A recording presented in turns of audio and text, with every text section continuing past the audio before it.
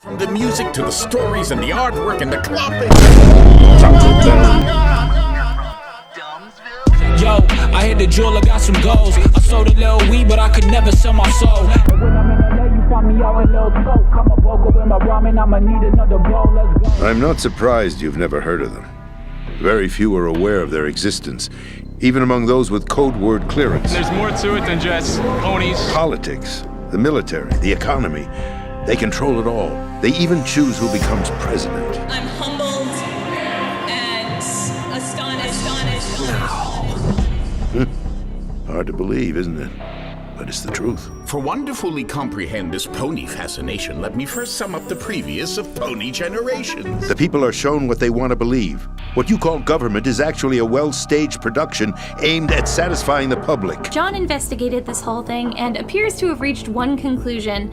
Bronies have cash to burn. He hates bronies and he hates doing fan conventions. So for him at least, this documentary is clearly a very cash-motivated endeavor. It's all a show.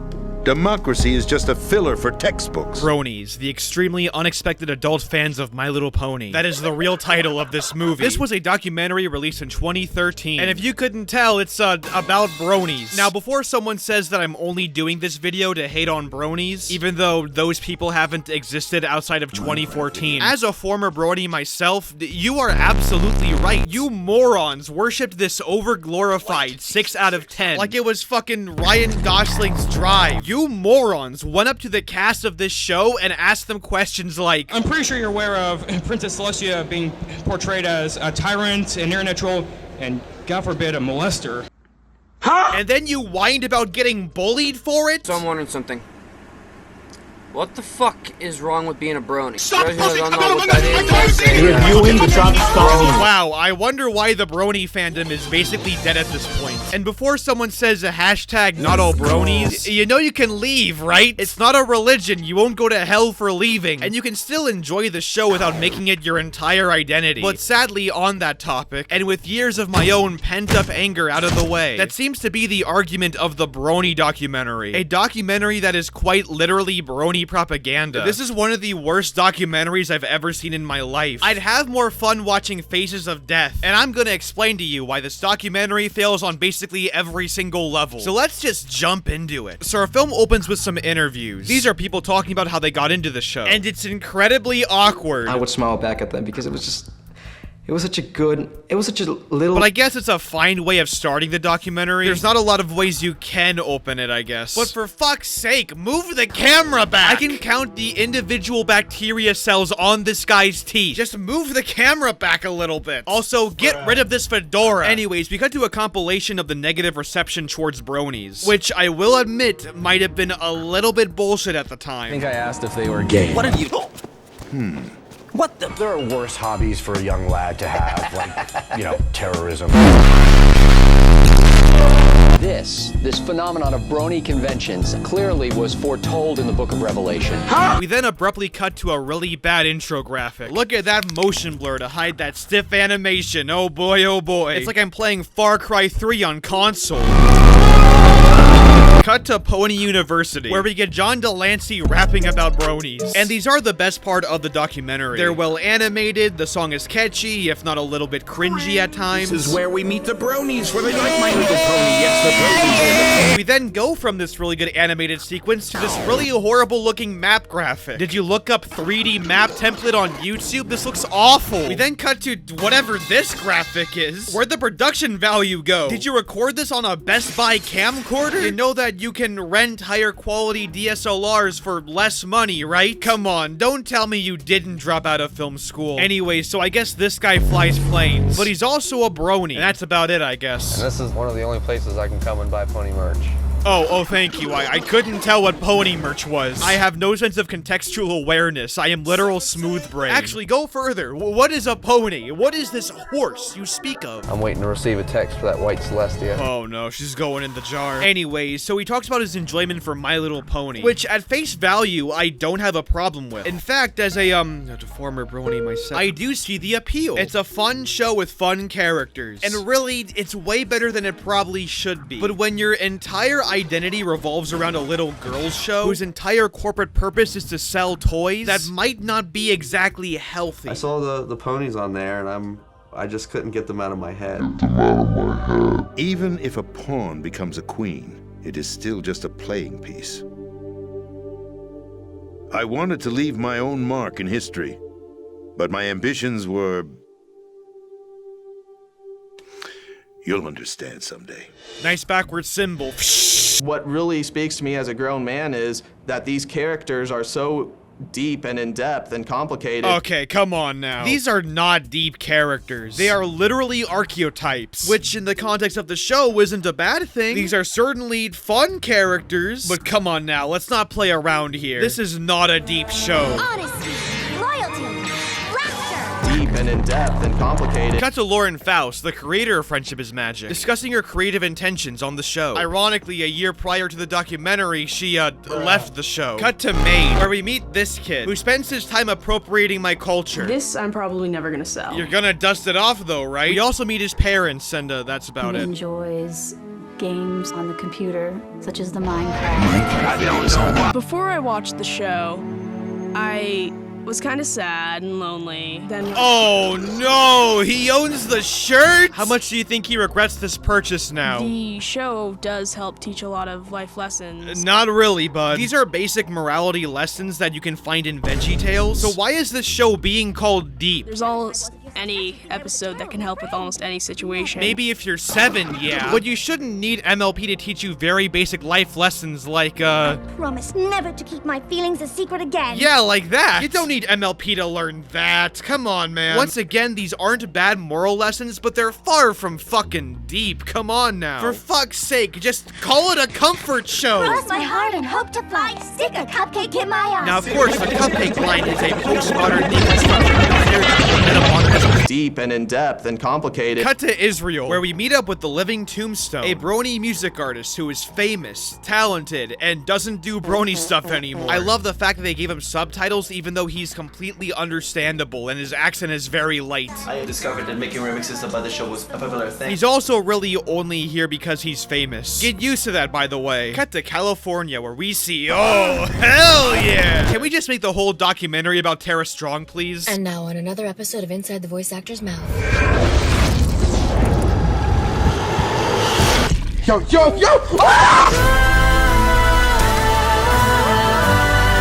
But you know what? As much as I love Tara, she really shouldn't be here. In the cases for both Lauren and Tara, they don't actually do a whole lot. While there are some interesting behind-the-scenes facts about the show, there aren't any actual inputs on bronies. It really feels like they're only here because they're famous. It's like that movie God's Not Dead, where that guy from Duck Dynasty randomly comes in for a scene, spits some Bible verses, and then leaves. No plot significance, but you know him though, you know him! Wouldn't it be cool if you actually heard their thoughts on bronies? Maybe their opinions on demographics? Wouldn't that be more fitting for a documentary literally titled Bronies? I will give them this though. I am in love with Tara Strong's 2 massive, bouncy personality traits. Beautiful tits and wreck.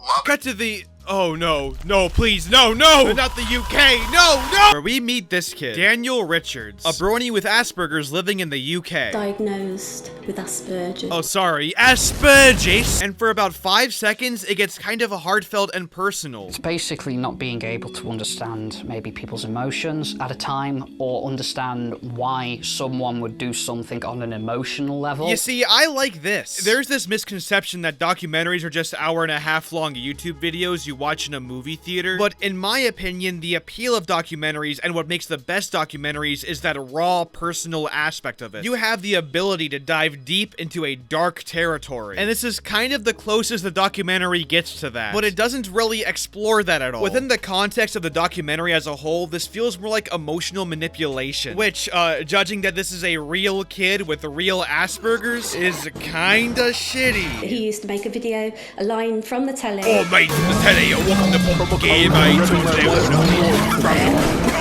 and he says, I really like this program, I want you to watch it. Oh no, he made her watch the show, didn't he? I was thinking, oh my god, why does he like this? I was wondering on the episodes I've watched, perhaps one of the script writers were or knew somebody with Asperger's, because it was so similar. And this never gets revisited again. Cut to Germany, where we meet this guy and this girl who apparently met online. And I think the documentary is supposed to make us look at it as cute and adorable. But first of all, they're not even interviewed together. And secondly, this is how their relationship is shot. Funny. Oh lord, this hurts. This is like making God's Not Dead 4 and including the entire intro sequence for Far Cry 5. And behold. Hey kids, it's Steve, and I am so excited to invite you into my world, the world of Minecraft, this year for BBS 2018. Cut to the Netherlands, where we meet this guy, Laserpone3, who does laser shows, and that's about it. I mean, yeah, it's really cool, but there's no grander statement on bronies or anything. It's just a random showcase of a random fan. If anything, I wish this guy wasn't part of the fandom. There's so much more he could do with this, but the focus on a singular franchise is clearly a hindrance. But even with that aside, this so clearly feels like propaganda. This is the point of the documentary where it starts going, hey guys, forget about all the dark stuff in the fandom. Look at the cool laser show. Whoa! Cut back to this guy. As soon as ponies came into my life, I was like, wow, I never want the day to end. One night, there was a few rednecks standing around my car. They had tire irons, baseball bats. Oh, wow, that sounds really shitty, dude. I had just got custom decals. Oh. Okay, what this guy went through was really fucked up. And you probably shouldn't murder anybody because they like My Little Pony. The guy, he ran to his truck and came back out with his rifle. But at the same time, you're pulling up in the My Little Pony machine out here. Don't get what? That boy ass pulled up in the Hawk machine. Once again, if you like the show, all the power to you. But once you put decals on your car and have this massive sign with all these stickers and all these toys, I'm a little concerned you're making this your entire identity. And the documentary seems just fine with this. Even though, judging from the actual Brony fan base, this might not be a good idea. I wish this documentary was about being an individual and finding your own identity. But instead, it's about the opposite. Wouldn't that be a good moral, find your own identity? That would be a great exploration, but instead we get this literal propaganda. But fuck that though. After this incredibly violent story, we abruptly transition back to California and talk to Lauren again. Do you not know what pacing is? You know documentaries have to have tones, right? So Lauren talks about Discord, and we're introduced to John Delancey. I think the bronies like Discord because he's naughty. You've been a naughty girlie. In fact, this entire part is basically just sucking off John Delancey. What a coincidence. He also executively produced this, and this entire documentary is available on his YouTube channel? That's kind of sus, bro. Oh God, Walter E. Who put Jesse on top? None of this would be possible without the internet. In this day and age, information emerges from every direction and is freely distributed. Cut back to this kid. He really wants to go to BronyCon, but uh-oh, his dad is ultra conservative, which leads to this scene. I don't know how my dad reacts to me being a brony because he's very quiet about it.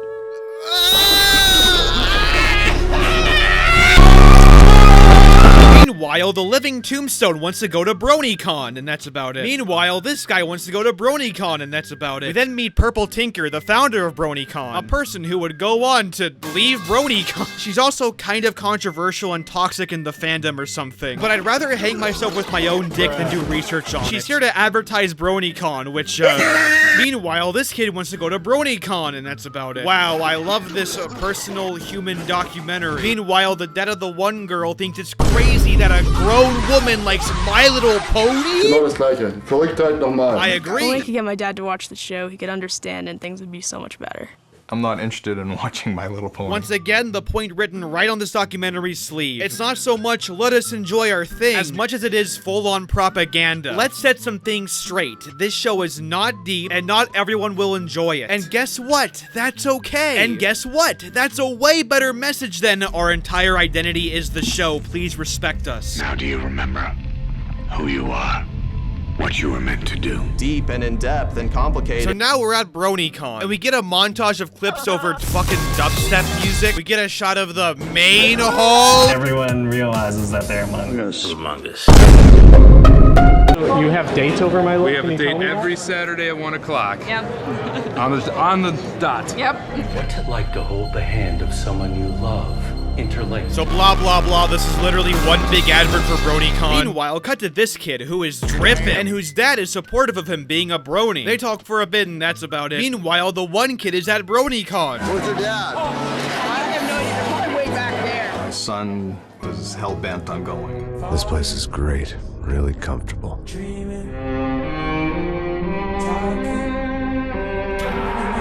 I'm just gonna get settled So in. John Delancey makes this dad meet this dad. And you know, I can't really disagree with some of the points made here. Like, yeah, bronies shouldn't get bullied. And I know it's hard for bronies that they get picked on at school. Especially the most oppressed group of all, gamers. But once again, in the context of the documentary, this feels more like portraying bronies as perfect little angels. At this point, this actually personal part of the documentary is too little too late. You know, that's one thing I always like about him. He's an individual. I just couldn't get them out of my To head. people who feel that, you know, an adult man watching a show that's meant for little girls, that they think that that's wrong, what about that makes you uncomfortable? Well, I'm glad you asked, Lauren. Once again, the issue to me isn't that people like the show. It's the idea that people make their entire identities the show. And once again, that's kind of horrifying. I see what you're saying. There's nothing wrong with being a brony by itself, but it has to be in moderation. And yet, of course, there's nowhere in this documentary that even implies that message. Probably because it allows for too much subjectivity. No, you can't think for yourself. Brony's good. Rumors about petty issues, misinterpretations, slander. All this junk data, preserved in an unfiltered state, growing at an alarming rate. What we propose to do is not to control content, but to create context. Create context? The digital society furthers human flaws and selectively rewards development of convenient half-truths. Just look at the strange juxtapositions of morality around you. We need to allow men to be gentle and to be sensitive. Everyone grows up being told the same thing. Be nice to other people. But beat out the competition. You're special. Believe in yourself and you will succeed. But it's obvious from the start that only a few can succeed. You exercise your right to freedom, and this is the result. All rhetoric to avoid conflict and protect each other from hurt. Anyways, there's a scene with military bronies, that's about it. Hey look, it's Josh Scorcher, I know that guy! And on the topic of repeating mistakes... We then get a second John Delancey song number. The best part about this segment is you can watch the entire thing isolated on YouTube. For hipster bronies. Hipster bronies. Why were we allowed to say things? Soon enough, it's very... Cut to brony psychology? Oh great, more literal propaganda. In fact, they are a highly educated group of heterosexual males. Yeah, guys, no dirty gay people here. How much do you think those heterosexual males are incels? Just throwing the question out there. I sometimes have taken to call them our evangelical bronies. Because these are the bronies who are out there trying. I have watched all the episodes of My Little Pony, in part because when I'm interacting with the bronies, I like to know what they mean by terms like 20% cooler. And it scared the emojis out of me. It needs to be about 20% cooler. We are post 9/11. Okay, we're done with this segment. I'm gonna have a fucking aneurysm. The second function, and the one which surprised us the most, is that it's also served a guidance function.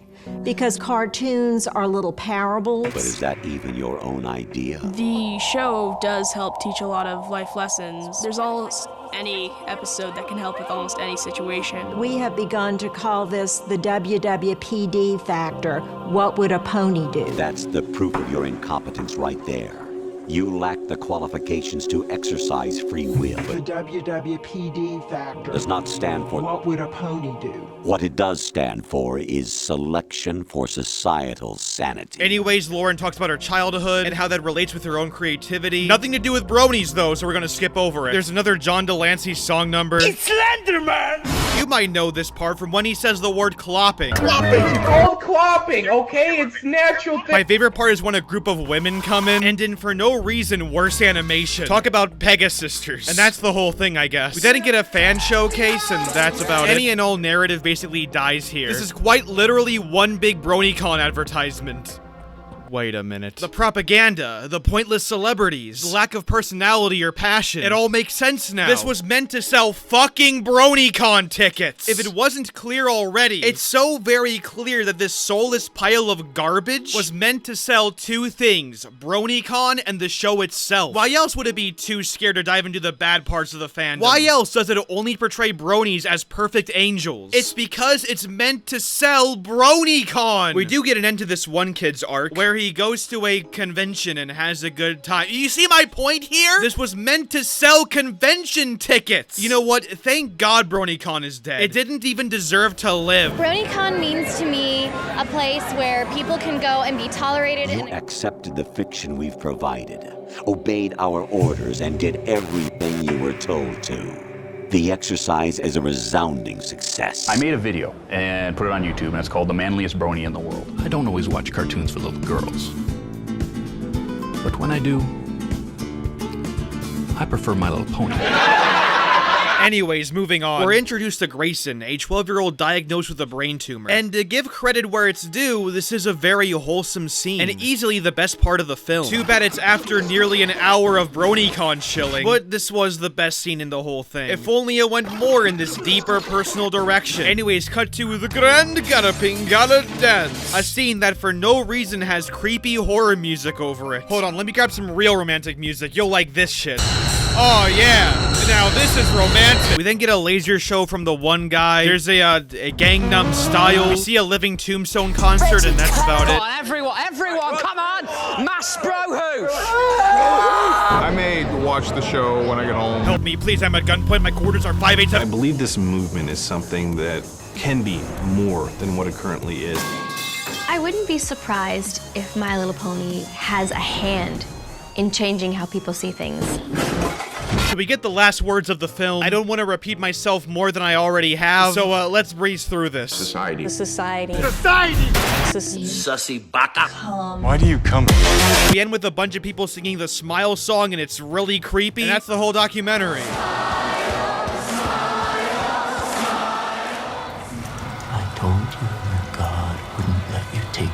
Welp, that was painful. While Bronies isn't the worst movie I've ever seen, it's certainly the worst documentary I've ever seen. The only people who could actually enjoy this are hardcore bronies. And the worst part is, there is potential here. The three main characters have a story they very clearly want to tell. But sadly, the people behind the camera just don't know how to make a documentary, and largely ignore these three people to shill for BronyCon. Either that or suck the dick of the show. And furthermore, as mentioned earlier, the darker areas of the Brony fandom are largely ignored. And the film is very much okay with the message of make your entire identities the show. This is a bad documentary through and through. And it feels like the people who made this never even watched a single documentary in their lives. In complete contrast, look at Minding the Gap. This is a documentary about a group of skateboarders trying to live their lives in their average homes. The film is focused on three characters, each one with their own personal demons. And the focus on these three boys just makes the whole thing feel raw and deep. Imagine a Brony doc like this, a raw human story with subjectivity. Minding the Gap could have easily brought in people like Chad Muska or Tony Hawk, but it didn't need to. Furthermore, there are some tough questions in this doc. Themes of growing up, themes of abuse, themes of dealing with trauma and personal anger. Not that Bronies has to include themes of abuse, but include a bit more fucking humanity. Imagine a Brony documentary like that. No celebrities, no emotional manipulation bullshit, just pure, unadulterated, raw humanity. Exploring how, despite the fan base and despite the negative parts about it, you can find positivity and individuality through being a Brony. It sounds corny when I say it, but imagine something like that. A pure, emotional, personal story. Instead of celebrating the lack of individuality within Bronies, why not use it to teach individuality? Put more focus on these central characters and allow them to tell their own individual stories. The power of documentaries is that real humanity. The fact that everyone, including the cast and the crew, can learn something from it. So what do you think you've gotten out of this documentary? It's almost like fucking free therapy. And that's the central issue with Bronies. It wasn't made for people on the cast and crew to learn. It was made to steal money from fans. It was made to shill BronyCon in the TV show. It's not a personal story at all. It's a product through and through. And that's the problem with Bronies. It's a fucking product. Once again, I'm not here to shame Bronies. The show is fun and there are good things to enjoy about it. But life isn't friendship is magic. And it's not gonna help if you lose your individuality. There are things you can learn from the show, but that's not a reason to lose your own individual person. The show isn't the Bible. It was written by people just as flawed as you and me. And that's why stories like these exist. We can teach each other through that. My point is, enjoy the show, but don't lose your individuality. Whatever you believe in it to better yourself. Don't do it just because you're over-attached to Twilight fucking Sparkle. Find your own identity. Who am I really? No one quite knows who or what they are. Raiden, disregard what I just told you.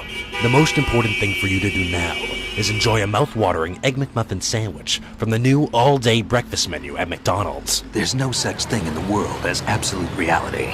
Most of what they call real is actually fiction. What you think you see is only as real as your brain tells you it is. Find something to believe in and find it for yourself. And when you do, pass it on to the future. Believe in what? That's your problem. Listen, don't obsess over words so much. Find the meaning behind the words, then decide. You can find your own name. Choose your own legacy. It's for you to decide. It's up to you. I'll pick my own name and my own life. I'll find something worth passing on.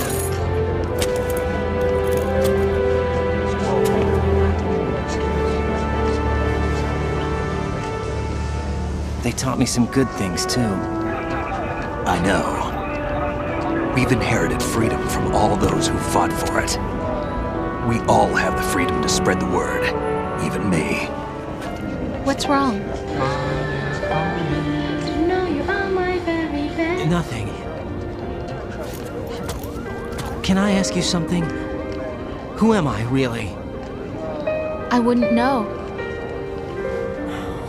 But we're going to find out together, aren't we? I think I found something to pass along to the future. What? He said all living things want their genes to live on. Are you talking about the baby? Yeah. The genes aren't the only thing you pass on. There are too many things that aren't written into our DNA. It's up to us to teach that to our children. What kind of things? About the environment, our ideas, our culture, poetry, compassion, sorrow, joy. We'll tell them everything together. Is that a proposal? This is for your ears only.